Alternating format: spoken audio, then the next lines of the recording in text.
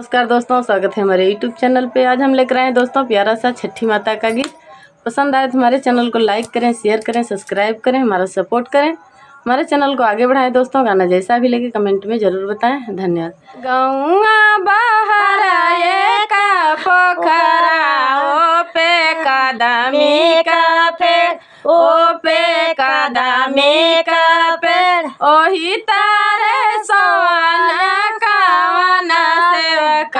गोड़े मुड़े चादर तान, गोड़े मुड़े चादर तान, बैठी जगानी कावानी दे, उठ पिया आगे के बेल, उठ पिया आगे के बेल। गौआ बहराए का पोखरा ओ पे कदमे का पेड़, ओ पे कदमे का पेड़, ओही तारे सोना कावना सेवका, गोड़े मुड़े चादर तान, गोड़े मुड़े चादर तान, बैठी जगानिया निता दे, उठ पिया आगे का बेल, उठ पिया आगे का बेल, बैठी जगानिया